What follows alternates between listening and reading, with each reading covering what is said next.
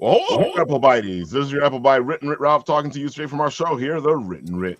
A show where you and I and you take a journey together to have fun, geek out, and do things, okay? Like get creative or something like that. I don't know, Especially since this weekend we are heading to BIX, which is the Brooklyn Independent Comic Showcase. And I found out that it's showcase instead of show because I spoke to the guy from St. Mark's and he was like, no, Ralph, it's showcase. Before that, I was just calling it show. How embarrassing. Oh, definitely. It was funny because he's like the guy in charge, and I kept saying show. He's like, no, Ralph, showcase. Like, oh, okay. I hate to say it. What's even more embarrassing in the Bit and Apple TV broadcast on Monday, he showed Russ's Game of Tunes figure of Boba Fett, and he called it the Mandalorian. That's even more embarrassing, if you ask me. Not really. Yeah, totally. Because I'm an asshole. and somebody out there, Ralph, that's not the Mandalorian. That's Boba Fett. I told you guys I'm always the first. I told somebody that somebody actually got in touch with me. Goes, how dare you call Boba Fett the Mandalorian? And I was like, bingo. Raph, I have an amazing story that involves my youngest child. We were going through a local toy store, and there was Grogu, aka Baby Yoda, and she has no context to this creature. She says, who is that? And me watching The Mandalorian, I say, instead of Baby Yoda, I say, oh, that's Grogu. She says, I like Grogu. So ever since then, she's loved that character. She's seen The Mandalorian since, loves the character. The following Halloween, she gets a Grogu costume, and she's so happy. And we're going to go trick-or-treating with some other family members. And her grandma looks up, oh, you're a Baby Yoda. And this 3-year-old child looks up at her with scorn and says, it's Grogu. Like, get it right, you filthy casual. She was so offended. Who's Baby Yoda? This is Grogu. He left the store. Wow, he got really I apologize. Yeah. We just left us all by ourselves, huh? French right now. We found the line.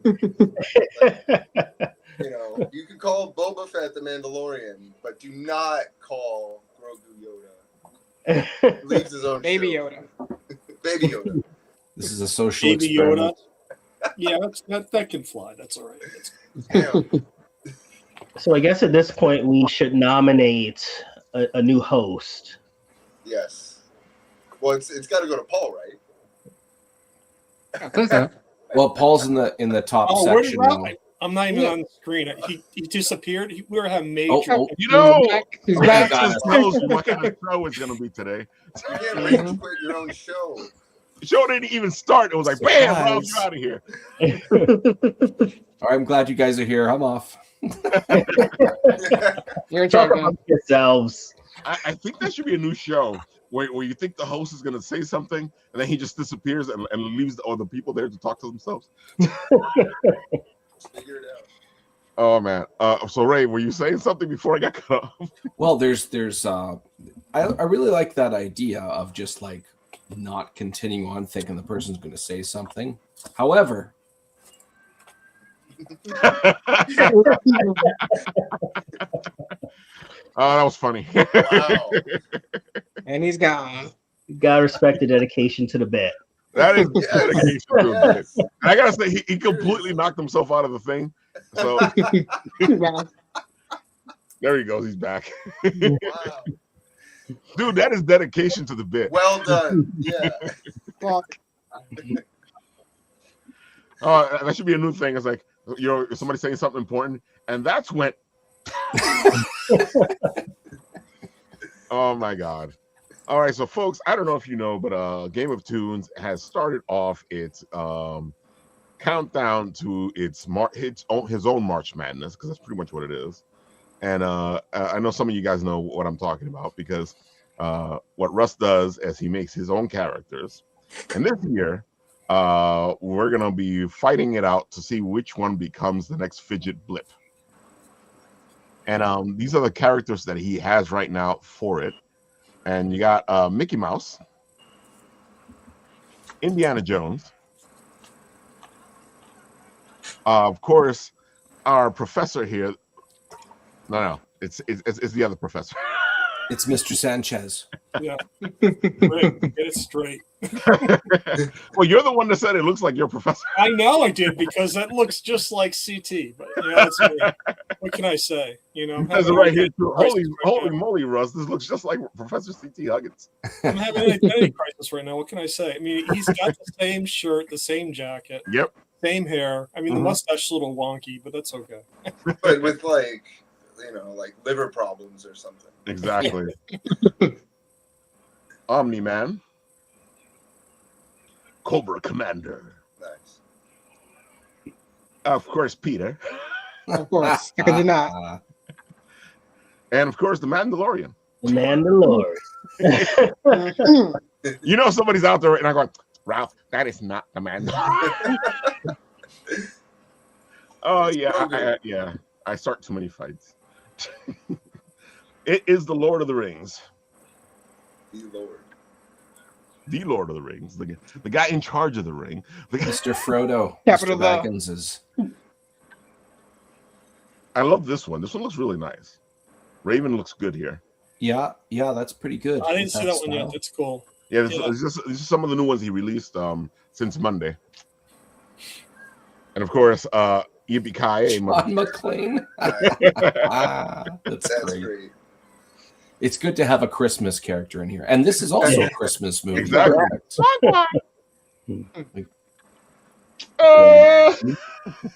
Goku. Oh my God. Sonic. I think that's who he did today with Sonic. So those are the choices, folks. And he still has to reveal 4 more characters. I think that's what he's told me. But I think this up, though, who's going to kick whose butt? And I think we need to open the discussion up for rationale here. Well, I completely agree. You guys can tell me who do you think is going to win. I know there's 3 people missing, but who do you think is going to win? I think like Omni-Man or like Sonic, something like that. Yeah. It's between Omni-Man, Sonic, and Goku. Yeah. Most likely Sonic or Goku because, Sonic is just... Sonic came first, though. So, I'll go with Sonic. I gotta say, as soon as he added Goku, both go Super Saiyan. Yeah, I was gonna say as soon as he added Goku, I was like, this turned into a fight. Yeah, I like. There's like hard fan bases for specific characters. Yeah. Goku, obviously, Sonic, Raven, Boba Fett. I think they all are contenders. And okay, so I'm gonna remind you guys. This is how it's gonna work. On Friday, all the voting is gonna be open because by Friday, all the characters will be shown. So that's when he's going to vote, open the voting for who you think is going to win. So if you go to the particular post with the particular character, you post on there and say who your winner is before the end of the voting stops. And then if your character wins at the end, you get a free blip chip. Nice. So, but you have to pick the winner. You gotta pick the winner, folks.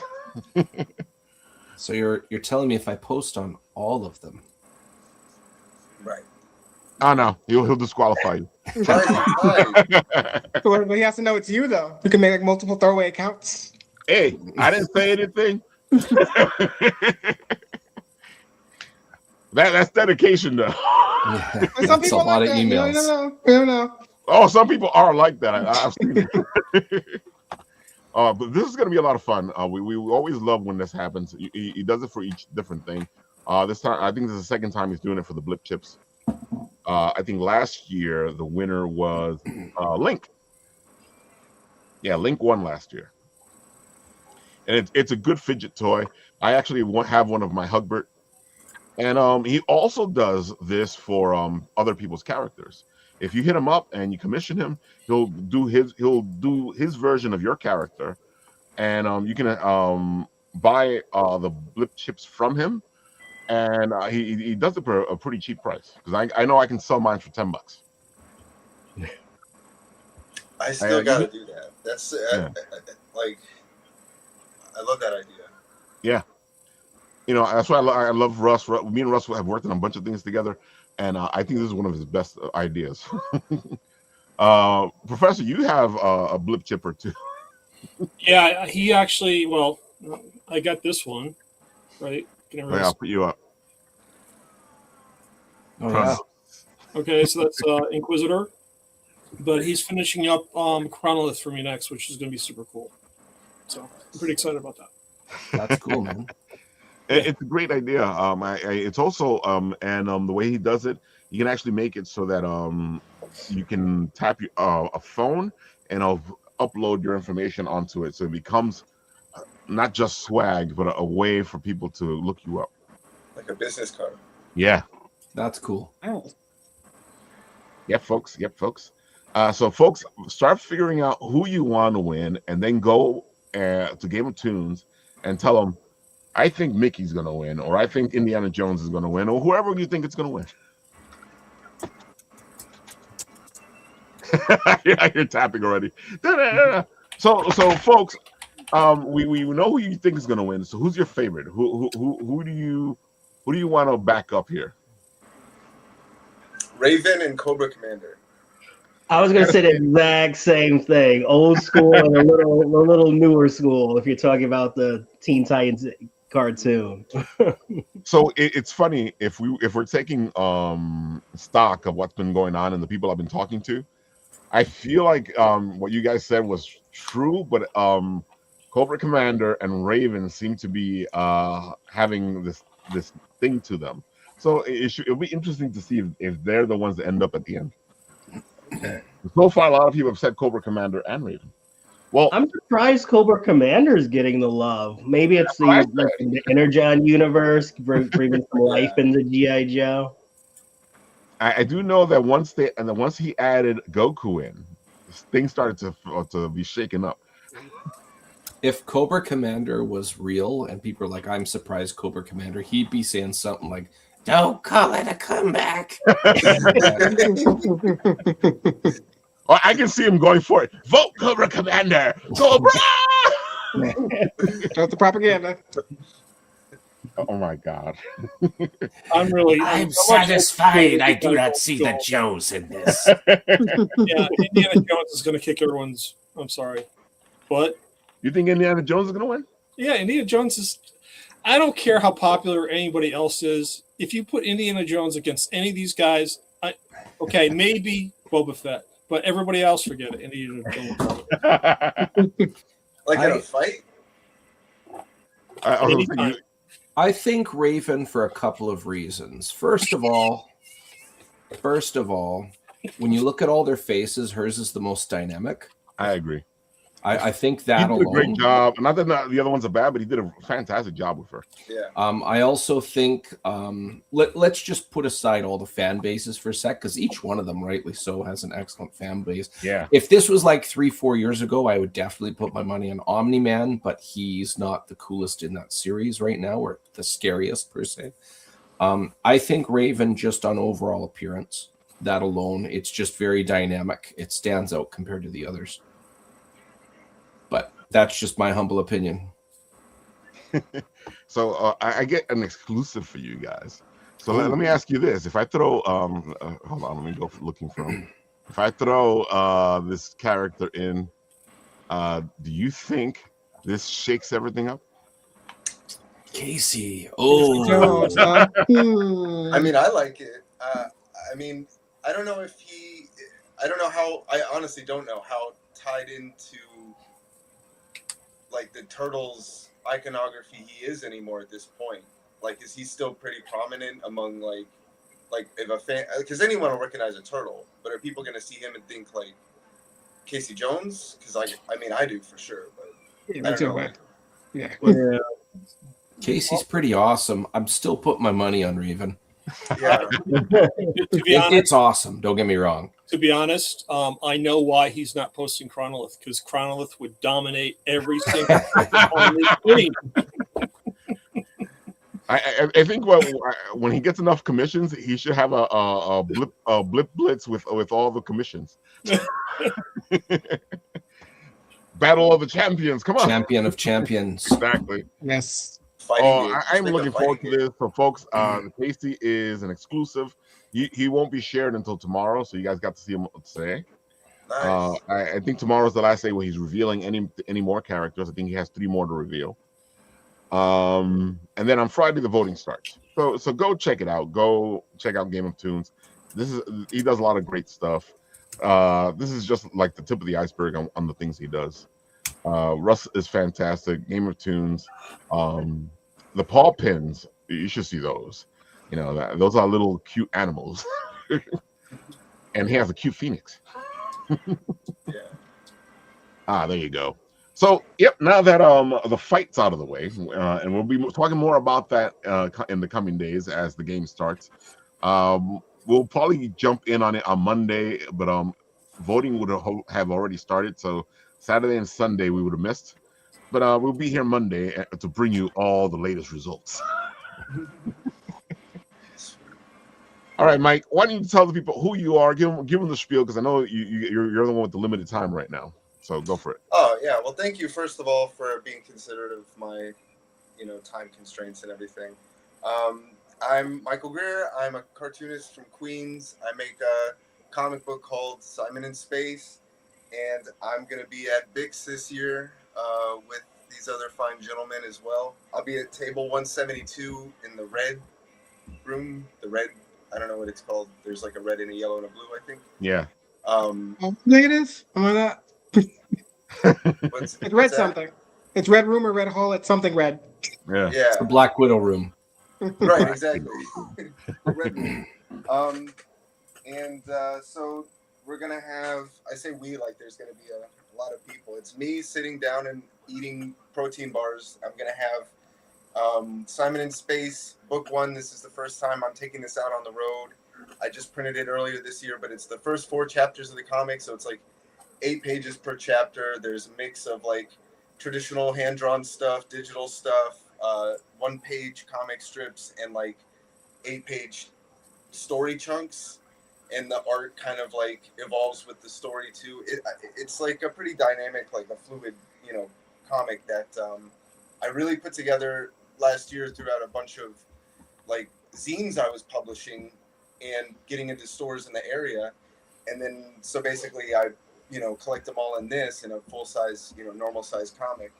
And then on top of that, I have chapters 5, which I made this in February. This was going to be part of like a Eisner Week anthology series or anthology collection that I was going to be working on with some people. And then it kind of didn't wind up really getting off the ground, but I still made the story anyway. And, so I wanted to share that. So I, kind of almost impulsively just decided to run off some zines out of that story. It was just all digital, and I just put it on my Patreon. But it does fit into the greater picture of what I'm making. So I thought, all right, well, this is chapter 5. It needs a zine, right? So that the people at the cons can pick it up for $2 and see what the next story arc is going to be like, or what the next more like the next artistic approach is probably going to be like going forward for the book. And then this is chapter 6, which is a sort of like weird journey through different 1-page strips I was working on and like pinups I was working on, and then I just kind of strung them together into a very loose narrative. And from there, like I kind of just decided to make smaller zine forms out of these, just as like a way to keep the ship going in between the full-size comics, because I don't know when the next one of these is going to come out necessarily. And I wanted to have, like a proper inventory for this show, because I know it's going to be big. It seems like I haven't done Bix before, but the impression I'm getting from like JJ Ortega and others is that this is like a pretty like celebrated show in the independent community. So like I'm very excited. I really wanted to go all out.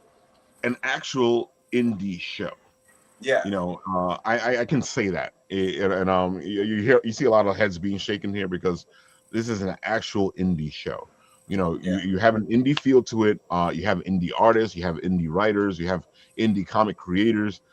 It is totally indie. Yeah. Great. I mean, that's perfect. And I wanted to like kind of put my best foot forward, and I invested in like a table runner, so that I have more than just like my paper Staples printout of like a banner that I made, and Right. I did print off some stickers too, so that I have some kind of like little tchotchke. I'm still obviously need to catch up with Game of Tunes and get some chips going and everything, but I wanted to at least have something that people can like put up on their in their school or something where they're not supposed definitely. to, with the All that stuff is important. Yeah, it's funny that, but a lot of people, it's the weirdest thing. Like for a long time, I was like, I'm not making no stickers of the Bitten Apple. There's no reason to do it. And then somebody goes, dude, where's the swag? Why don't you have the Bitten Apple sticker? Right. Yeah. And you don't think about it, but then like a couple weeks ago, JJ was at Everyone Comics right in my hood, off of Queensboro Plaza. Yep. And The comic shop I go to all the time. yeah, okay, awesome. Yeah. Yeah. It's a small world, JJ folks. had, JJ had the like little like keychains and like stickers and this and that. And I'm like, okay, like it gives it a more holistic kind of feel, like you kind of you have like a product line or a brand or something. You're not just doing one thing. And it also, not everyone wants images printed out and stapled together. Like maybe people just want the one image on something cool that they can put on whatever they want or whatever. And so, I'm kind of, there you go. So I'm kind of, just trying to figure that part of it out. And then, beyond the show, I also have my website, which gets you to my Patreon, where I'm putting the new chapters up, as well as like blog posts and everything. My Instagram, where I, you basically get the main news feed for everything I'm working on. And my Redbubble, which is where I have like t-shirt designs and stuff based on my comic book art. Because Look at this epic picture, man. Yeah, okay. Shout out to Drake Tinza, aka John Samoza. Sorry I didn't get the phone earlier, bro. I'm sorry. Like, I had a lot going on. But shout out to and Todd McFarlane too. I don't know. Have you guys read any of Todd McFarlane's comics? He's a pretty good. I've heard of him. He's niche, right? Apparently, he's Canadian like me. He's up. Oh, nice. Yeah, he's an up and comer, but I think he's really got. He might be at Bix. I don't know. It's funny that you say that because he's been known to show up at things. So. Oh really?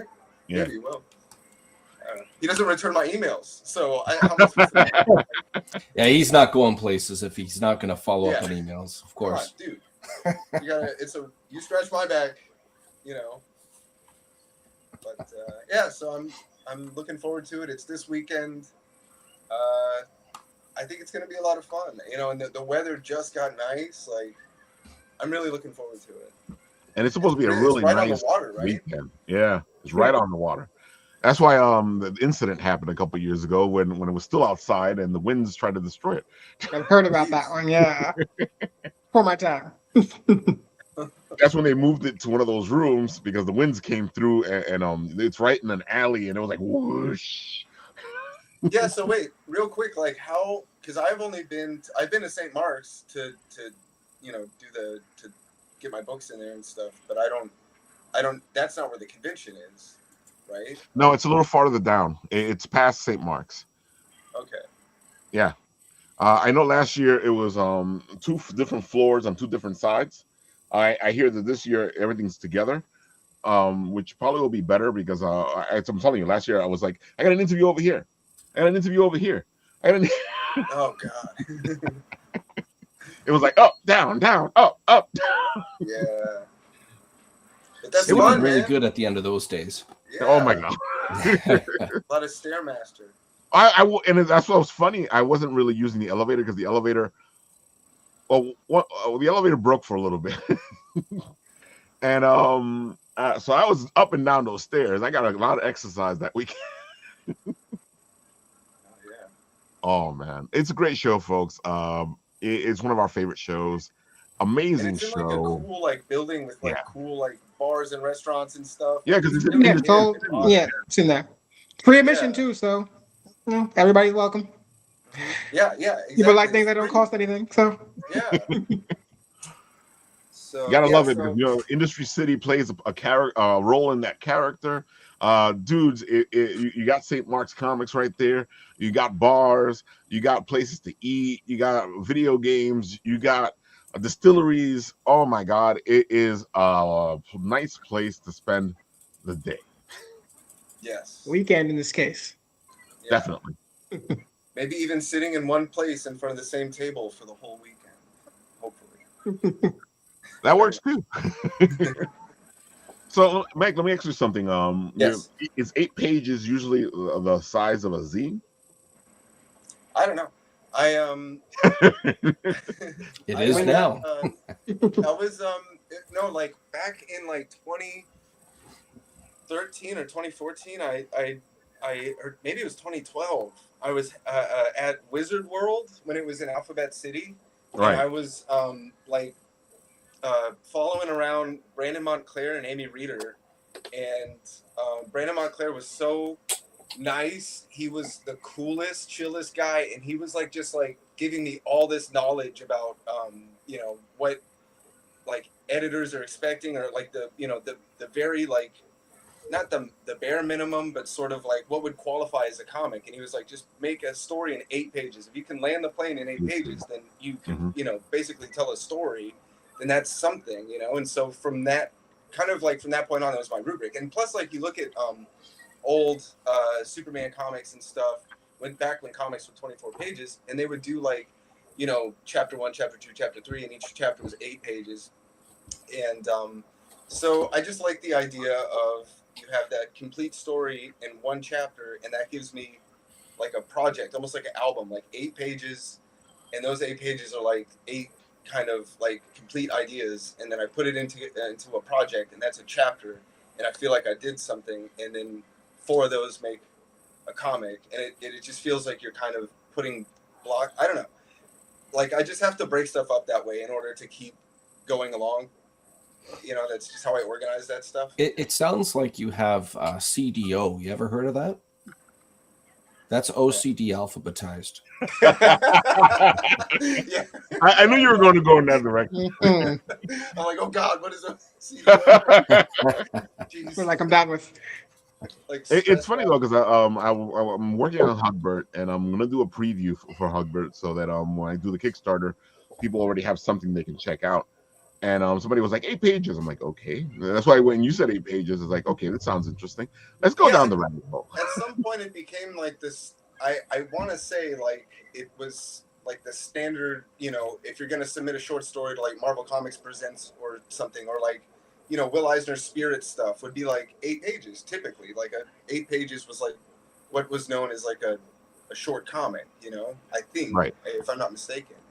And even later with like Marvel stuff, it would be like 7 pages, open the comic with 7 pages of action, do 7 pages of story, and then close it with 7 pages of action and a cliffhanger, you know. And that was like bing bang boom, you know, you get everything you want in one issue, and then you can, you know, the issues become a run and so on. So, it makes sense for what you're describing as a creative constraint. If you let the mind water on a story, sometimes you run out of room, and I got to finish this up in a page. But it sounds like if you force yourself up front, it allows you to work within those walls easier. Would that be a good assumption? Yeah, I mean, it definitely taught me structure, and then it kind of taught me how I can move inside that structure, kind of bend the rules a little bit, you know. But it really helped me hammer out like a 3-act structure of like, all right, by page 3, I have to be in the 2nd act or something, you know, that we have to start seeing this stuff happen. And then, okay, if I'm not into the 3rd act by 7 or 8, then something's wrong somewhere. Like it needs to be, you know what I mean? But now it's sense. Like with this one, this latest one, because it's kind of like, it's more stream of consciousness. It's more just kind of like got a vibe flowing through it, and not necessarily a narrative thread, but it still feels like there's connective tissue, and it doesn't necessarily end with like, there's not like a 3-act structure or anything. It's more like impressionistic. But I feel like there's still a structure to it. Like I saw a structure when I was laying it out and everything, and I know where it's going, like where the next chapter is going to pick up to make this one feel like it has a place in the overall narrative, so that it's not just like random stuff I'm throwing out, you know. Anyway, a lot of big words. But honestly, it takes a lot of takes a lot of effort to fit an entire story in something under 8 pages and it feel good and natural. Yeah. And not just like either like ends abruptly or right. So let me ask, I was gonna say, Charles and Jesse, when you guys started with your books, was it the same, or did you guys decide to just jump in and do a whole book? I just jumped in. Just straight, like, I have a very wild imagination, and I have, the way I plan stories out is I start with the middle and the end. So I know how I want it to start and I know how I want it to end, and then I just fill in the middle as I go. Basically, that's what I do. So I definitely respect what Mike is doing with the whole 8 pages, but myself would never fit. And just got too much to say. Well, the first comic I came out with was in an anthology, so I think I had maybe 8 pages, if not less. So, and then when I started doing my own comic, once again, that was the first few chapters was still coming out in anthology format. But then when I started releasing my comic book Ninja Express by itself, I was able to expand, make it closer to like an average comic book run. And honestly, I think that helped. Knowing you have limited space and time to fit everything in. Yeah. And now it feels like a luxury. Like, ooh, I have the whole issue now. What can I do with this? It's funny. I was recently doing a writing contest with Phil Russert, and he's like, "Oh, you got 24 pages," and I'm sitting there writing my story, and I get to 22 pages, and I'm like, I'm done. I am totally done here. Well, and I was like, let's go back, check it out, look at the whole thing, see if I can fluff some parts up, or extend some pieces to make it into a better story. And that's what I needed to do. So I went back in, but usually I find that I'll end up with 22, 21, 20 pages, and I'm sitting there going, okay. For a comic or for prose? For prose, that's simple. For prose, it usually is 3 to 4 pages I can do, because I write a lot of shorts. It was in the contest. It was a comic book, a 24-page comic book. I was gonna. Well, yeah. If it's a comic, just throw in some splash pages. Like, give the artist a break. Oh, I love splash pages. Do like the guy jumping with a sword, man. Like, my work is the 4-page constraint, so it's either 20 or 24 or 28. But usually my stories, when I started, it kind of landed around 26. But now I'm on my 3rd series now, and I'm just I can't seem to stop writing. So it's kind of ballooned a bit. So now I'm kind of somewhere around 32. But my the first issue of my latest one, The Legend of Kaiden, that is a double-sized issue, because I wanted to stop it at a logical point, and stopping in the middle just didn't make sense to me. So I just went straight to 48. Nice. Makes sense. That sounds like fun. But takes forever to get done, though. Yeah, it's so funny though, because especially we're all comic book writers. I know people out there going 24 pages. I'm like, it's not what you think it is. And that's what the problem is that as a writer, especially as a comic script writer, there's so much you need to pay attention to when you're writing that script. And I think that's what makes it different, especially from screenwriting. Because at least in screenwriting, you're giving explanations, but I don't think it's completely different. Because when you're trying to describe what you're trying to do to an artist, you can have a little bit of words, or you can have a lot of words. I tend to have a lot of words. I work with my cousin on my latest one, so it's just it's not just me telling him what to do. I actually lay it out in comic format. I grid it out. I have a page, 2 panels here, 1 long panel here, 3 panels at the bottom, the whole thing, describing the background scenery I want, the dialogue that's going to be in it, the facial expressions I need them to make. So that all goes into it. I tend to sit in between. Like I like the Marvel way because I feel like the artist puts a lot into the book as well. Yeah. But at the same time, there's certain scenes that I want to happen a certain way, but I always leave a lot of room for the artist to put his own mark on it. How about you guys? Do you go the Marvel way, or do you have to just explain everything? I would say I do something somewhere in the middle. Like I think what you were saying, if I have a certain vision for a certain page or a certain scene, there'll be a lot of detail. Then other times it's just like so and so was standing here or so and so jumped.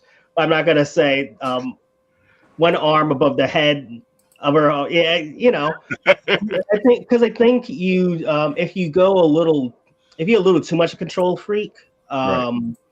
the artist doesn't have enough room to really explore and put in their own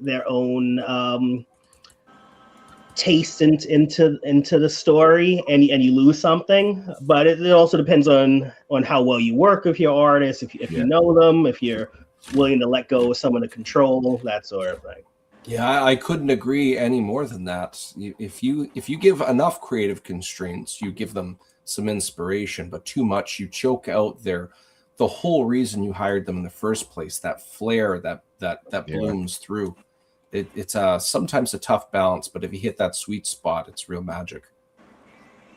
Completely agree. Like I do something similar like that too. Like I am very detailed. I'm not gonna lie, but I will also like sometimes he'll do. I will also say, like this is how I, interpreting what I want you to do. But I'll also give you creative liberty. Like you show me what you want to do, and if it works, we'll keep it. If it needs to be tweaked a bit, we'll tweak it. But I also do give them creative freedom as well. In that I'm not just gonna say flat out no because I described it in a very specific way. Unless it's something I really want to pinpoint on, like it's a very important part of the scene, then yes, I'll be like, you got to draw it this way.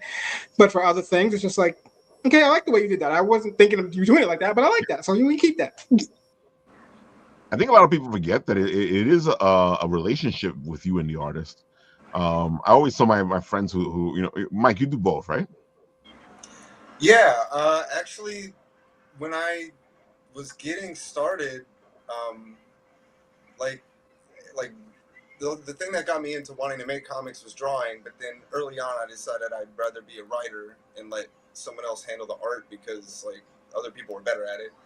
And then I just couldn't ever find anyone that I could collaborate with that was like willing that could like really see a project all the way through. Like it's really hard to find people that are not only interested in working on something but will actually want to take it all the way to the finish line because it's a lot to make a comic, right? Yes, it is. And so I just got to that because I am a control freak. So I just got to the point where I was like, all right, I'm just gonna do it myself, and like I just had to level up to the point where I feel like pretty comfortable in my own as far as like what I'm like trying to execute and everything. I do, if it's something I really want to get right, I'll make a script and really hammer out everything I need to hit. But other times it's like I'll start with a page and not know what I'm going to do, and then maybe get 2 or 3 pages in and then realize like, oh, this is the story. This is what the characters are telling me that they're on the journey they're on, And I like that better. Like that to me is like I'm doing the Marvel method with myself. It's like, like I'm letting the imagination of the artist steer the ship, and then the writing provides the reins, or like the connective tissue. And I like that fact that you can do that, Mike, because there's times where I was like, if I could just draw well enough to do this thing, sometimes you get times where you're like, money constraints or whatever, you're like, if I can only just do this. Well, I mean, I've been trying because I even went to art school for a little bit when I was just starting college. I mean, it's taken me like a long time to get to even the point where I feel like my art, even though I've been doing art personally my whole life, I've only just now gotten to the point where like my art is good enough to be talked about. I'm in a convention, you know what I mean? That I'm like getting my stuff out there. Like it's taken me this long to get to the same level as the artist that, probably you're not trying to hire, So, but I gotta say, it's just such a moment when you finally sit there, like, and you look at yourself and you're like, oh, I've done this. This is me. Look at this. I've created this. Yeah. It's surreal. When you first put a dialogue balloon in, the first time you see like your characters talk to each other, that's when it's like, whoa, like the Big Bang happened or something. It's real now. Something that really happened to me this week actually was that I found out my stuff is now on League of Comic Geek. Ooh, So I made it on there. So that's cool. Awesome. See, folks, we have our moments here. We're constantly geeking out. It is what it is. Ray, when you started your book, did you know exactly what you were doing, or did it start off as something smaller? Well, mine's based off of one of the first homebrew D&D campaigns I ever ran. The whole reason I got into D&D was I moved across country and I needed an excuse to hang out with my friends via webcam. The story, this 3-issue miniseries I've been doing, it's based off of one night during this. We did for the last 15 years. We've been adding to that realm that I made up, and there's lots of cool stories in it. The main difference in the comic is I took out the characters that the players were playing as, and I injected my own characters based off of people I knew and things that inspire them and things that they want to be and flaws. And because it's all characters, you can exaggerate the strengths and the flaws accordingly. But I knew where the end game was. I had to do modifications because of how the characters interacted, the new ones. Right. So much like you were saying there, Mike, mine wasn't 8 pages per se, but I did treat each issue like an act. So Act 1, Act 2, Act 3, and each one of them is well over 20 pages. And I had to make sure that when one act finished, I fit within those pages. So that's where I would play, just kind of how you described the 8 pages. Yeah. And I was quite surprised how nicely it all melted together when I was done. Nice. How many issues altogether? 3-issue miniseries. We actually launched the last issue tomorrow. You can get all 3 issues. It's going to be a good time. Today is Raf. You are podcast number 62, leading up to launching this. This ties last year. But last year, after the campaign was done, it was 62. Now I've gotten 62 in before the campaign started, so I think I can fit in 18, or 80 rather. We'll see. That's interesting. On your level. You're at 62 before the campaign even. Before it even, yeah, I'm still in pre-launch now. I got to hit you up, Ray, for a list of webcasts. Absolutely, man. Yeah, please do. Most people on podcasts are desperate to. I shouldn't say desperate to people. Desperate's the wrong word. It's hungry. They want guests. They want to have a good time, right? So yeah, I'm more than happy to share the love. Yeah, if you can, that'd be great. Yeah, I'll have to update it because it's definitely evolved. So I found some new people and stuff, and I'm an extrovert. I like talking to people. So here we are. It's funny that you say that, Ray, because you know what happens is that we're not static, where we're not it's constantly changing. Yeah, there'll be a show on this year and it's gone next year. Mm-hmm. I've noticed that in a couple of cases. One of the biggest pleasant surprises is at least 90% retain, I would say. That's good to hear. At least from what I've seen. I haven't from my first campaign on Kickstarter 2 Aprils ago. I release one every April, so this is my 3rd April. Each time they're 90% retention from what I've seen off the top of my head. So I only say that really because cool. We've been doing it for 10 years and very few people left from when we started. Yeah. And another interesting thing, because mine is I have a couple of different genres to tap into. Obviously comic books, but D&D and fantasy. Yeah, fantasy. I obviously have a little bit of a bigger list because of that. It isn't comic book specific, but I mean, if you're Simon in Space, for example, obviously sci-fi podcasts would be a good thing to target. Yeah. It depends. If you're into, you have Charles, you've got yours that involves. Pardon me, drank too fast. you have ninjas. Well, that leans. Anime would probably be interested, obviously, and it really depends. You got to be really creative when it comes to podcasts.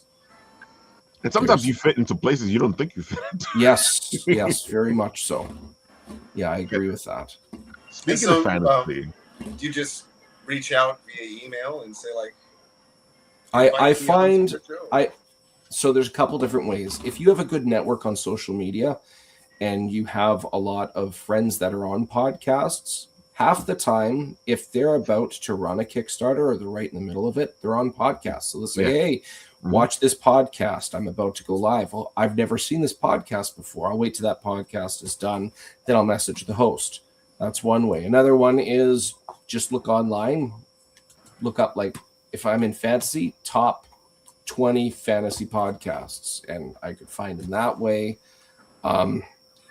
There's no real like instruction manual for it. You just whatever inspires you, look that up, and you usually get some good leads. Most of the times, if you see something, just reach out to them. Yeah. Weird. My podcast list is over 50 now. Wow. And it's just, hi, you looking for guests? I'm happy to be one. This is what I'm promoting. And sometimes I don't hear from them. And sometimes, yeah, absolutely. This looks cool. Awesome. Happy to be on. Okay. And you call them, right? You don't email, don't text, call. I find call. I was here for that joke earlier. I find, however they advertise themselves, the top option that I can access. So I have Instagram. If that's their top contact, I'll use that. You go with the flow. Sometimes it's email. Yeah. I haven't seen a phone number yet, but I'm pretty sure I wouldn't use that. Believe it or not, when we first started out, we had our phone number out there, and it was interesting. We don't have it anymore, but so Jesse, why don't you tell the people all the beautiful stuff that you do? It's funny because we're going down the fantasy aisle here, but Jesse does a couple of different books. Yes, I have a couple different things. My main thing right now is called The Legend of Kaiden. Right here, we got the prologue issue and issue 1. They have new covers compared to when they first released, because I wanted something a bit more striking. So I actually found an artist on Twitter, of all places, that did like really cool painting work. So I got these done.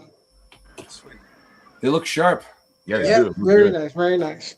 You had decent covers before that, so.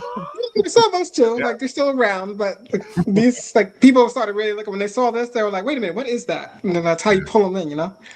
Yes. I'm also going to be at Bix, this weekend, like everybody else here. I have new stickers, got a new business card I actually just finished doing, bunch of like little free stuff I'll be handing out. And then there's books. So I have, like I just mentioned, Legend of Kaiden. That is a fantasy action story. So basically it is about a boy named Dimitri.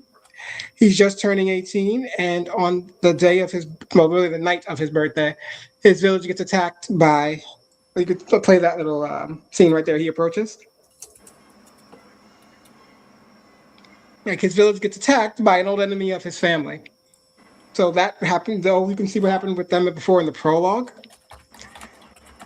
So when that happens, he's entrusted with his family's ancient legacy, and now he's off to go try to find help to save his family and his village. So that's going to take him across a big fantasy world, see different places he's never seen before, because since they were in hiding, he lived like a very sheltered village life. So just the people in his village, the forest around him. Doesn't really know much about anything else aside from like books outside people brought in to the village. So now he's going to see it for himself firsthand, but now it's all in this air of, it's like panic because he's trying to help his family. He's also like in wonder for the things he's going to see, but like, he's trying to take it all in, and he's going to meet like, bunch of allies, bunch of enemies, and it's going to be a wild ride. Nice video. How'd you get this one done? Animation. I found an animator. I just paid them to do a quick little 10-second thing, and then I did the flourishes and the music myself. Nice. Hold on, I'll play the whole thing so you guys can hear it out. Here we go. Yeah. You. Voices are me too, but.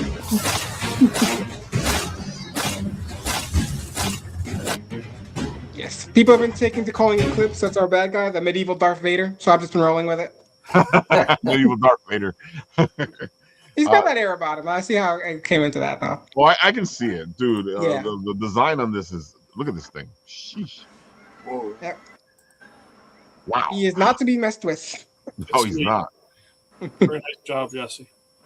Yes. So we got that. Then I have also another story. This is actually the first story I actually made into a comic book called The Elemental Conductors. That is a story about people who survive natural disasters and get powers based on the disaster they survive. So struck by lightning powers. Caught in a wildfire, fire powers. Things like that. And then basically we have our main character, Joshua. He gets struck by lightning one day. One night, really. While he's an electrician, he was fixing an electric pole with his brother, Tony. They were talking back and forth, wasn't paying attention, and then the lightning struck him. Should have died, but he did not because he is an elemental conductor of electricity. And that's when his powers awoke. But then, of course, you know how it goes. Clandestine government organizations want to use him, exploit him. He has to hide.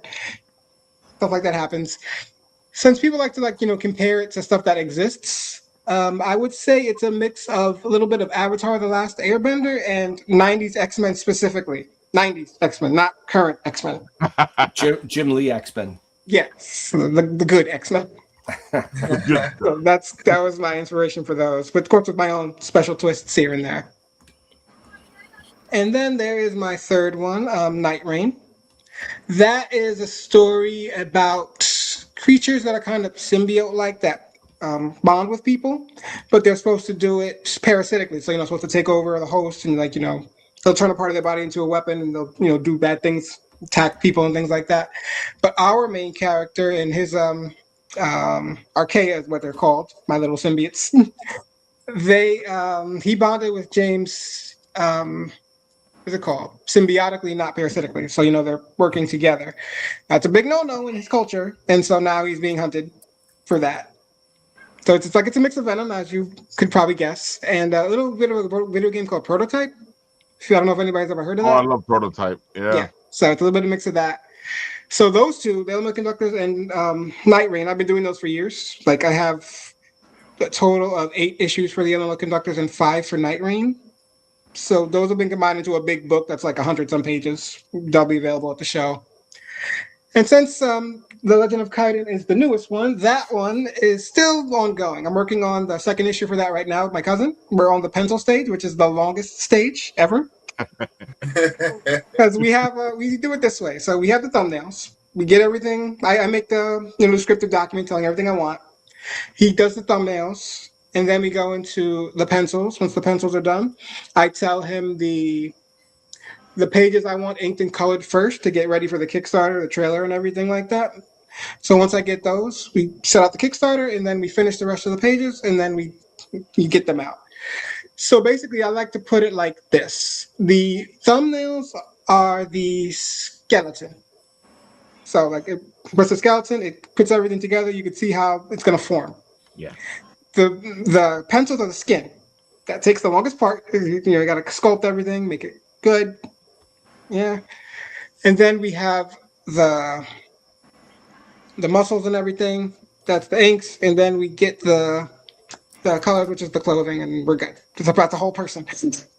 We're making a whole person here. So I'm happy you're saying all this because I feel like even now after explaining things like this, I feel like people still think comic books are just one or two things. No, it is a very long process. This takes a very long time. It's a labor of love, but it is a labor. So it takes time and energy and lots of going back and forth if you're not, liking what's going on or you think it needs to look a different way because it's not conveying the story you're trying to tell. You get what you put into it. That's exactly the point. You want a good book? Well, you got to put a lot into it. Yeah. I also have a link tree here.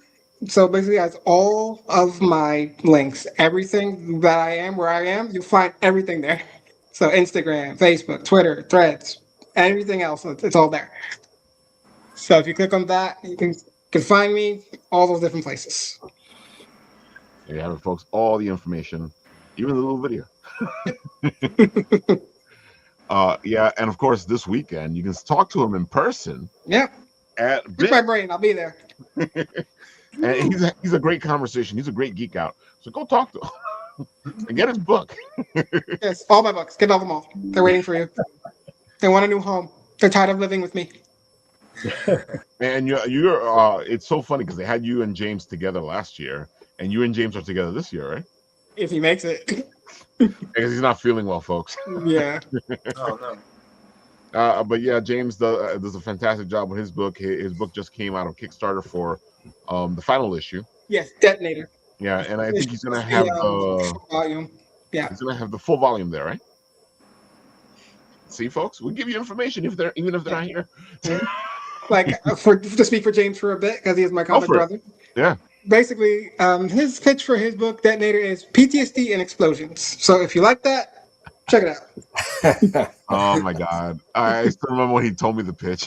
Mm-hmm. I was like, "What? Come on!" Like I heard it so much sitting next to him. I was like, I know it by heart now. Yeah. Just like he knows mine because we right next to each other, so same pitch. That's always good though because that means that you can walk away from your table, and he got like James, all my books. Yeah. Exactly. All right, Charles, you are the new guy to Bix. I think you're gonna have a lot of fun. But you're not the new guy to what you do. So why don't you tell the people what you do? Go for it. Sure. I have to fight the urge to not spend my entire time talking to Ray about Dungeons and Dragons. I knew that was coming. Because I just finished a 3-year campaign I was running for my group. But anyway, back to what I do. No, I've been working comics for at least 15 years. Currently, my 2 book series that I'm doing my most recent one is Cubo Crusaders. It's an action superhero adventure. It's an anthology series about superheroes being a superhero is a 9-to-5 job. So think of it like The Office meets The Avengers. So I'm going to be selling issue 1 of Cubo Crusaders at Bix this weekend. My other series is my longer running series. Try not to knock over my stuff. Is Ninja Express. This is the one that I've been doing pretty much since I started working in comics. Right now I have volumes 1, 2, and 3 being the newest. This is the first year the second year that I'm really selling volume 2. Ninja Express is also an action comedy. This is more manga inspired. It's about a boy who joins his high school ninja club because he's trying to feel like a side character in his own life. This draws on video games, Power Rangers, anime, both old and new school. So I'm going to be selling those books as well as posters, pins, postcards. So stop by my table. What's my number? I think it's 2. I'll be in the red room and... Is anyone here in the red room? It looks like you're all in the red room. I should have put it in. They were saying the red room is the best room. Be in there. Yeah. So I was like, okay. I'm going to be at table 264. Oh, and they call it the red show floor, so I don't want to offend anyone at Bix. We'll be in the red show floor. Last year was yellow and blue? Yeah. Yellow and blue's still there, but they're on the ends. Okay. Yeah. Oh, so they added the red room. Mm-hmm. Oh my God. Yeah. Our pal Charles here has been doing this thing for ages and ages and ages. And I always love talking about it because you started with Pronto Comics, and Pronto Comics used to be where you would go to actually get your independent books out there so other people can see it when you had less options. They were Kickstarter before Kickstarter. Yeah, and they stayed together for a long time. I don't know where I'd be if I didn't randomly find Pronto Comics is kind of like a meet and greet at New York City Comic Con one year. That's where I met my artists for Ninja Express. Whereas I found years after that, I found all of my artists for Cuba Crusaders, which is 5 different stories, each with a different artist. I actually found them all via Facebook groups. So if there's anyone out there trying to figure out where to start off in comics, if you by yourself, you don't know who to turn to. Yeah, Internet is a great and horrible place, but sometimes it doesn't work out for you. Definitely do your research before you hire anyone. Look for completed works. Look for stuff that's actually completed, not just Yeah, and honestly, do your research, because I was trying to do a pinup maybe 2 years ago. Someone sent me a lot of really good art. And I was like, "Oh, you have a lot of art styles." Like, yeah, I know. I was like, "Okay."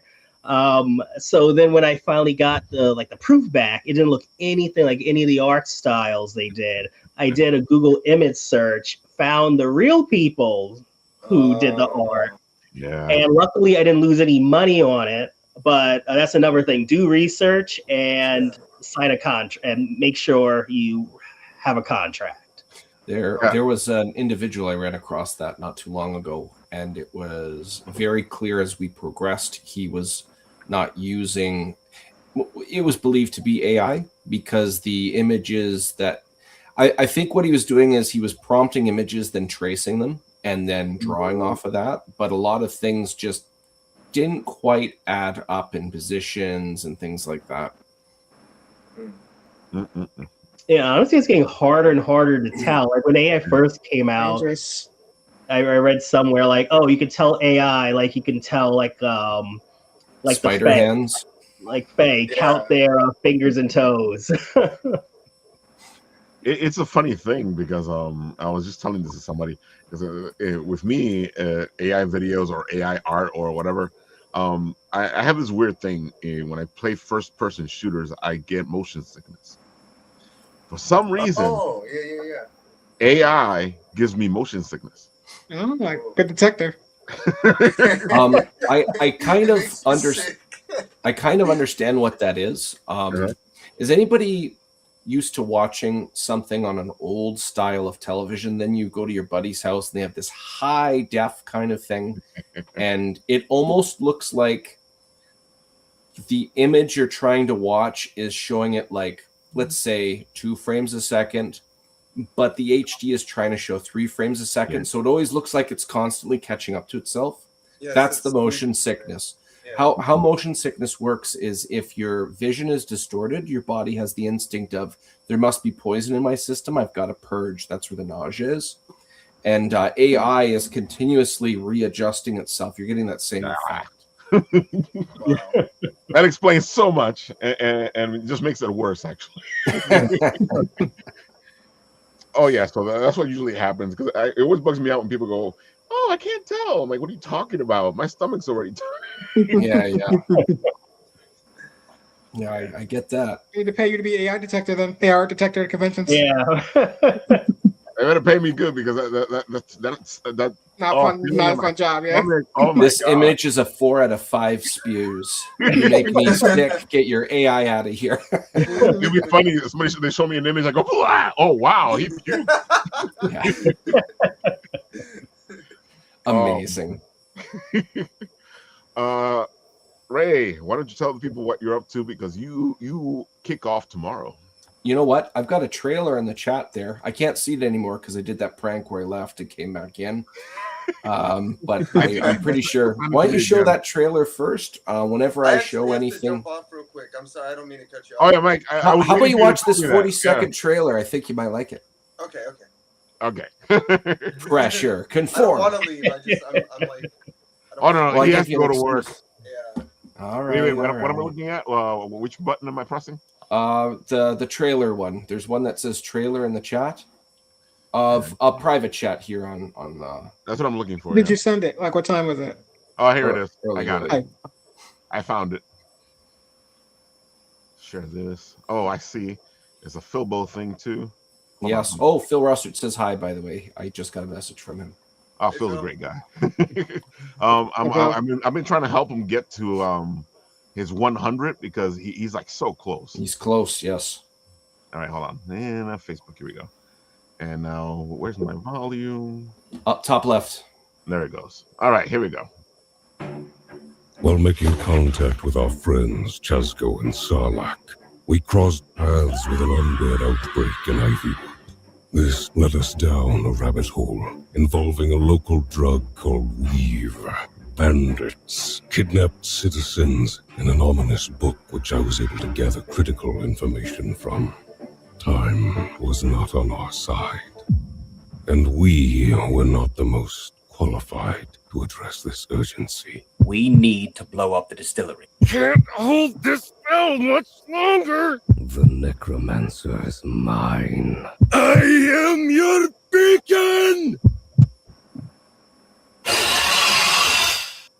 Nice. While making contact with our friends Chazko and Sarlacc. You put a jump scare in there. So first off, Mike, thanks for staying with us as long as you did. Yeah, it was nice to meet you, Mike. Nice to meet you, man. It was nice to meet you. Oh yeah, nice meeting you too. Thank you. See you guys. on the I'll weekend. see you at the con, right? Yep, Yeah, see you we'll this have more weekend. of Mike at the con. We'll do a little interview and put it on Instagram for you guys so you can get more information. Look for my table 172 in the red room. Yeah, Show you'll them the see book one me more there. time. Red show floor. Cool. Show them the book one more time. Oh. Simon in Space, and then we're gonna have the little zine forms too for the upcoming chapters. So there you go, folks. And then Go check them out. If you don't want all that information is in the comment section there. All the sites I've been putting them on as they've been talking. Mike, we will see you this weekend. Thank you guys. Thank you everybody. Take care, Mike. Good night. All right, Ray, keep talking. Sure. As I already mentioned before, this story was based off of a homebrew campaign that I ran with my friends. It was the first time I was ever a dungeon master or ever played D&D or anything, and we didn't use any modules. So I chewed it all, but I bit off a lot and had some steep learning curves. It was a good time.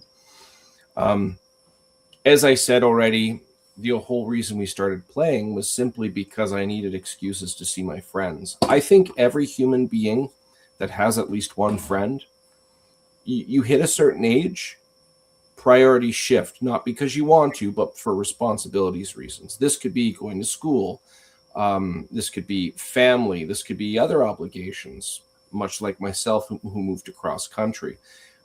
If you have friends where your inner child is quenched, if you will, or satisfied, where even if you saw your friend for 5 minutes in a parking lot when they're passing through a city, if any of that resonates with you, this story will do the same. It's an homage to that level of camaraderie. It's just told with the theme of fantasy through the medium of a comic book.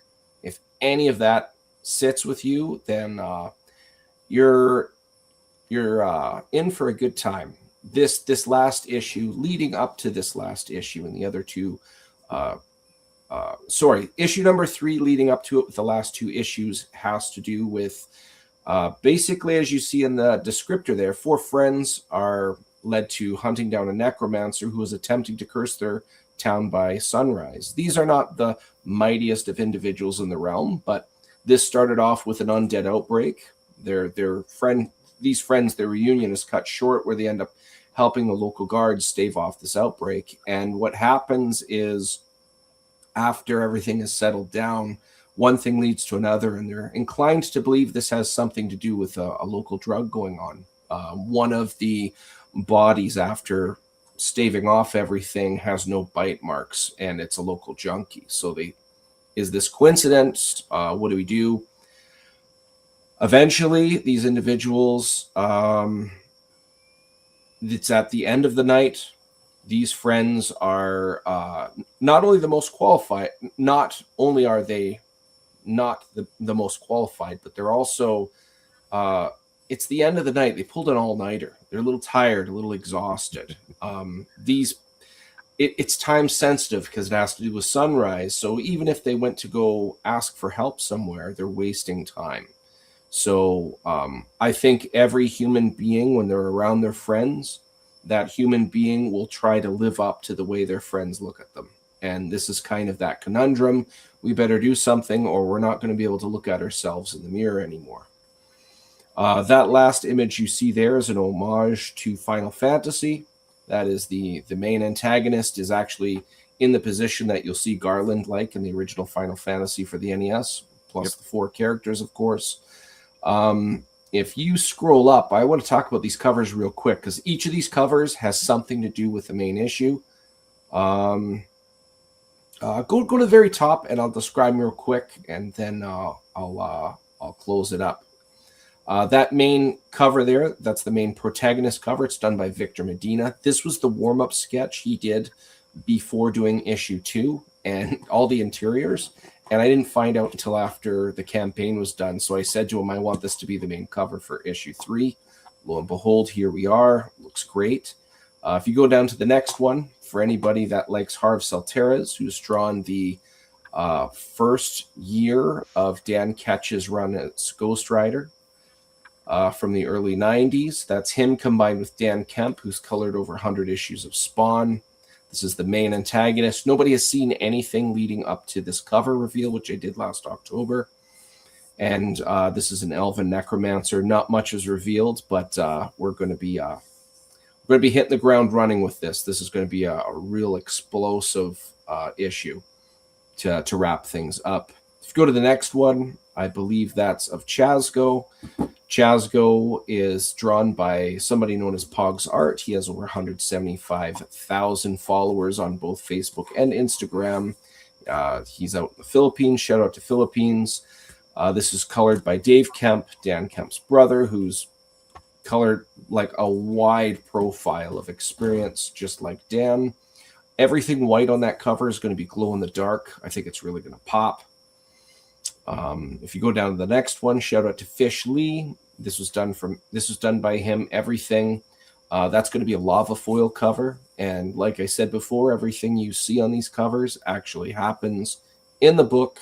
I'm a big fan of covers foreshadowing what you're about to get yourself into. Something really cool about seeing a little tiny guy. The last time I debuted or I posted this image online, I put Johnny Cash's Ring of Fire with it. Something about that little solo trumpet and that little mischievous smirk on that individual who's under 4 feet in height just has a nice ring to it. But yeah, that one's going to be lava foil. It's going to be magic. I'm really looking forward to getting my hands on these covers. Underneath that, we have Madrakis, drawn by Mike Mez Phillips, colored by Dan Kemp. I'm a big fan of breaking norms. So this is a large meat shield of an individual, but the most dangerous thing about him is his brain. He has some magical inclinations. It's kind of cool to see him holding a sword, but holding that book in his hand, which is a critical part of the story. Again, something to do with what's going on in the story. And then I think the last one is the Final Fantasy one under that. No, I can't forget this one. This is drawn by Jay Sloan, colored by Dave Kemp. This is Sarlacc. He has a little bit of a protective holy ward, which repels the undead. You see some of them trying to bite on it because they don't have any weapons. But again, what you see is what you're going to get yourself into. That axe is a holy weapon. That's why you see a light source coming out of that splitting headache that he's making, almost like the creature's allergic to it. And underneath that is the Final Fantasy cover, which I've already spoken of. If you stop sharing right now, I just want to share, I don't have on there, there's 3 more covers, and there's a reason for that. Let's go to share screen window. We have a special edition trilogy tier.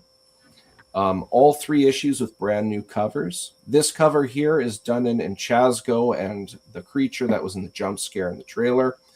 Those 2 things are the only dynamics that have revealed anything about this creature. Nothing has been revealed yet. That's issue 3's cover. This is issue 1's cover. We have Madrakis squaring off with the main antagonist. Madrakis doesn't look at the best of shape. It's going to be a really good time.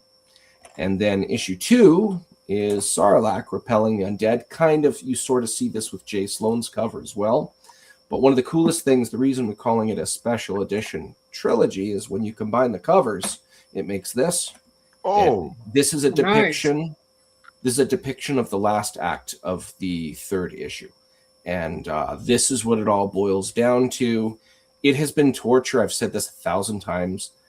It's been 3 Aprils that I've been showing these things, and I can't talk about issue 3 at all.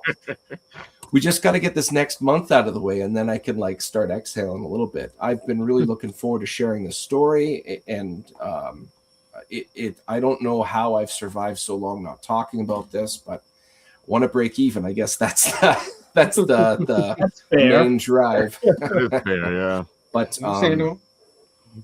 like I said before, if you've got friends and you like living up to how they view you, this story is definitely going to hit home to that. You'll see how they synergize with each other, how they rub each other the wrong way, and all the little nuances that you'd see within a circle of friends. You don't have to understand every little quip or inside joke, but you'll definitely feel like, man, by the time you're done, you'll feel like you're stuck in the night with them. And depending how this story goes, the first issue, it starts with the sun going down the first couple pages, but the last couple pages, it finishes with the sun going up. So it's a real complete atmosphere. This is a story you don't need 70 years worth of lore to have memorized. No disrespect to Marvel or DC, but I'm not going to have to look through these pages on Reddit and say, what did this reference mean? You will definitely appreciate it for what it is. We launch tomorrow. The last thing I'm going to say is on the pre-launch page, if you click follow, I mean, obviously you know what's going to be launching tomorrow, but if clicking follow now is going to sway the algorithm in the favor of the project. So even if you can't back it financially, you will be helping out in little tiny ways that have a long-term influence. Whoever decided to follow there and become my 160th follower, I'm flattered. Thank you very much, Jesse. That's really, really awesome. The big thing now is looking back from issue 1, I've had repeat customers. Issue 2, the same thing. The story is apparently a little above average, so it's very encouraging, and I've been trying to really get talent that I felt was worthy of the story to complement it accordingly. Now it's just a matter of, as they say in volleyball, bump, set, and spike. We're going to spike hard. This is where all the story leading up, it's now about the action and the climax of the story, if you will. So looking forward to getting this all done. Go ahead. You're not making it easy, 3 issues, like, you got to get, then I got to get the glow in the dark one, and then I got to get the whoa, let's clarify something. You don't have to. You don't have to. You keep your stuff over there. We have to. And of course, shout out to Philbo Publishing in New York. Phil Russert, a very ambitious individual who has distribution, publishing. He's just taken on printing. So anybody that's looking to penetrate the States from a different country, be it UK comics, you could have them printed right on US soil and he will send them out for you.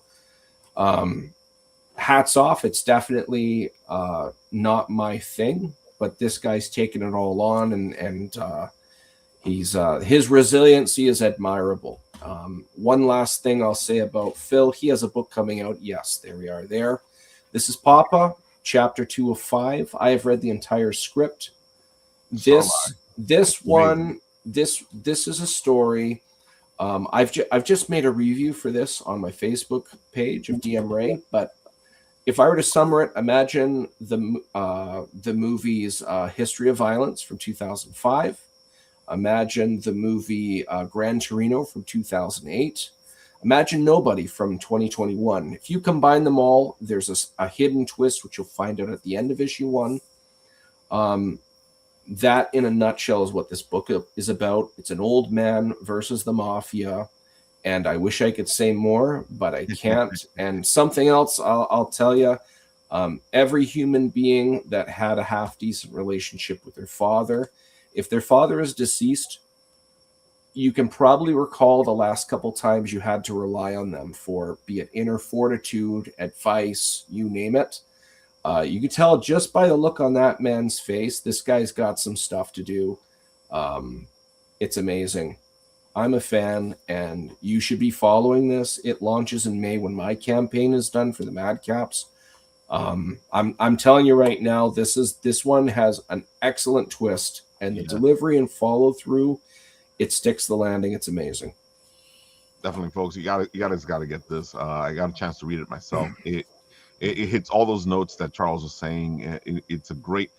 Father's Day is coming back up over there. This is a great Father's Day gift. Yeah. Mm-hmm. Yeah, I agree. And this is that part I didn't say. Thanks for reminding me. This is dedicated to his father. Yeah. His father has been gone for 2 years now. Phil's dad and my dad died on the same day. Just my dad died 2 years earlier. Go figure, right? But anyways, I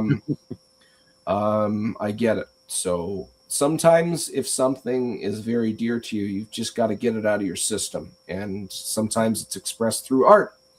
And this is just one of those times. So I'm telling you, you look at the look on that old man's face on that pre-launch page.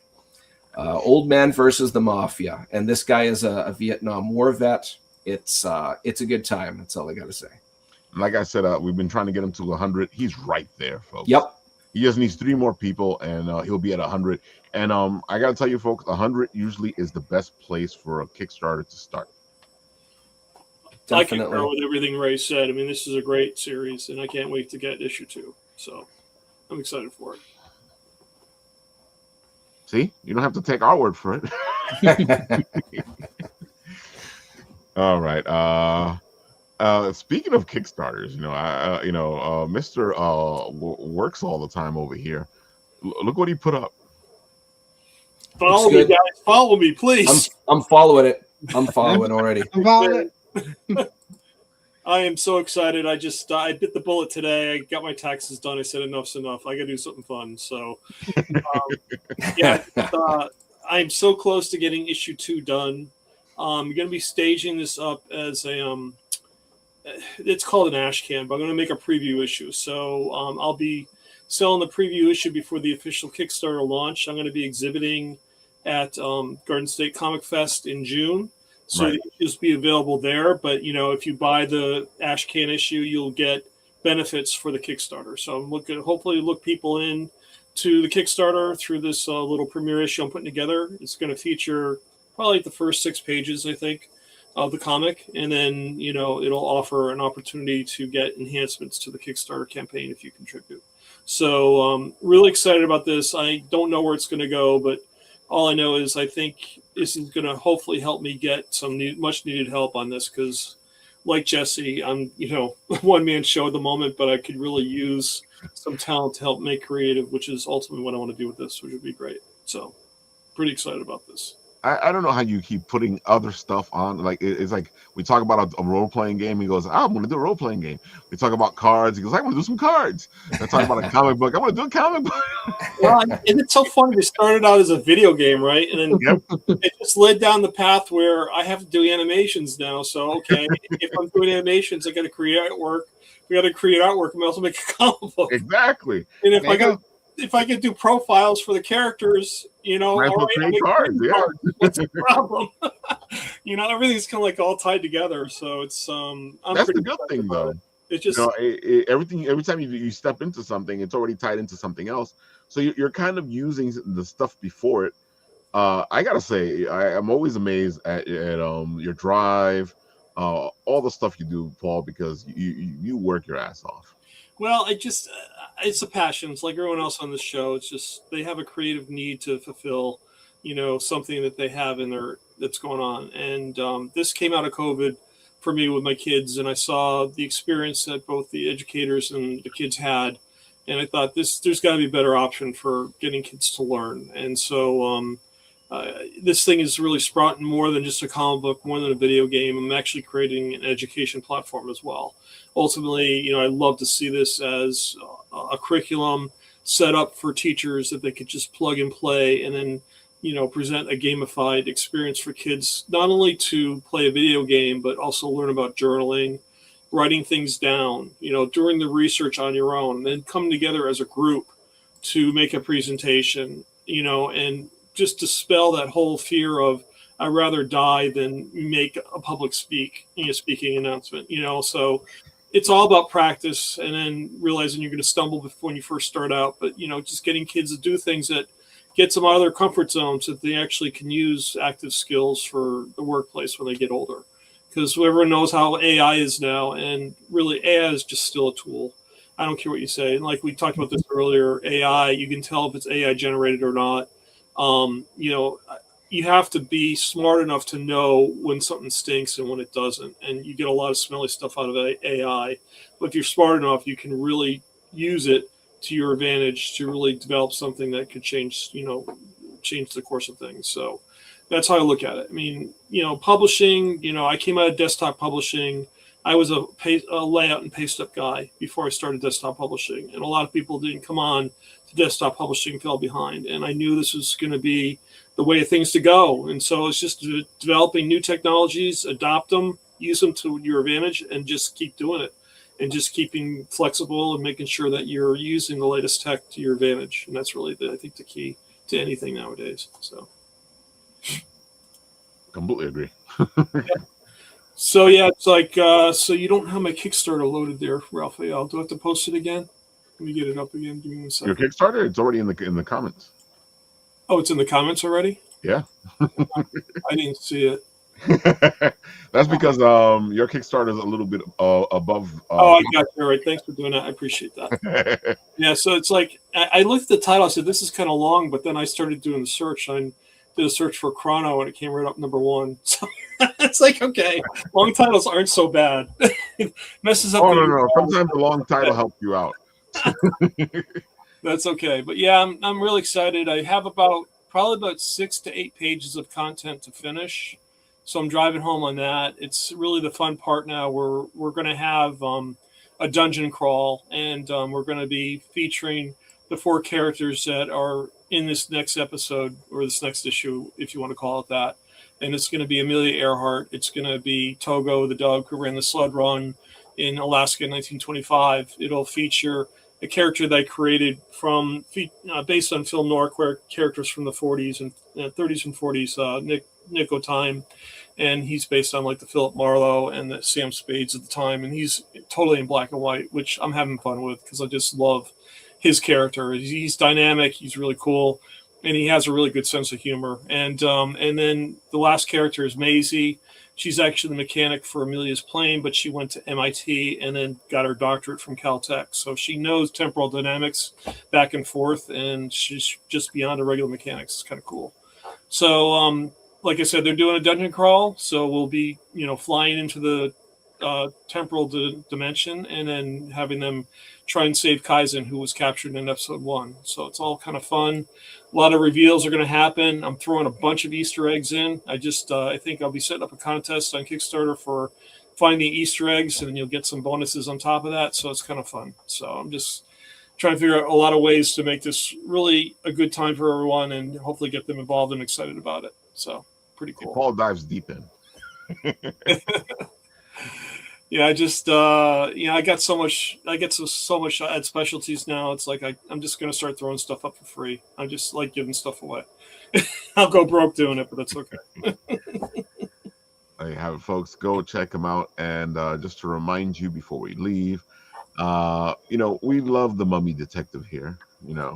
So go check out Bixby Grant. The Mummy Detective, and he's doing really good. Look at that. He went to 420 backers. I think somebody needs to light up. He's at 13,780. He's doing really well.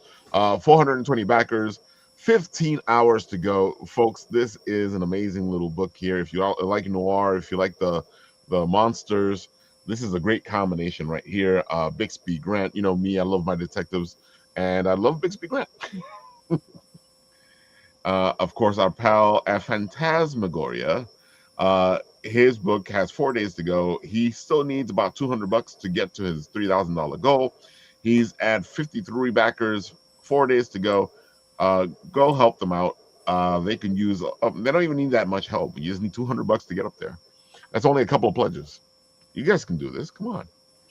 And of course, our bunny friend has his book out, and Cottonmouth, which is a fantastic little book. You like bunnies? This is the book right here. He's already funded. He's at 1445, 51 backers, 22 days to go. Go check him out. We're probably going to be having him on the show soon to talk all about his book, Cottonmouth. And I think that is everything. Of course, we will be at Bix this weekend, hanging out, having fun, geeking out, and sharing a lot of crazy stuff with you. I will be hitting up all our pals at the con, and you'll see all the little videos on Instagram so that you can check out who is there and what they have and why you should go see them. That is this weekend, Industry City, April 18th and 19th. It's free, folks. Free. Have I told you yet that it's free? I think I did. I'll leave with that, man. I'll leave with that. I think I did a disservice by not saying this from the beginning. It's free, folks. It's free. It's an Industry City. I'm gonna be there. The professor's gonna be there. Jesse's gonna be there. Derek's gonna be there. Come on and come hang fun with us. More money to buy stuff. Look at it that way. You don't have to worry about spending money to get through the door. Once you get through the door, you can spend as much as you want. It's great, dude. Yeah, that means if you're not paying for the admission, that means you can spend your money at leisure with all the beautiful indie guys that are going to be there. And folks, these books and these arts and these pieces, because there's a little bit of everything there at Bix. That's what makes it amazing. You have some role-playing stuff, you have indie comic books, you have some indie art, you have stickers, you have pins, you have, folks, everything you want will be there. And at the same time, if you feel like you need a little break from being there at the convention, you can walk into Industry City, go to the distillery, get a drink, go have some food, go to St. Mark's Comics, get some other comics. You can spend all the money you want.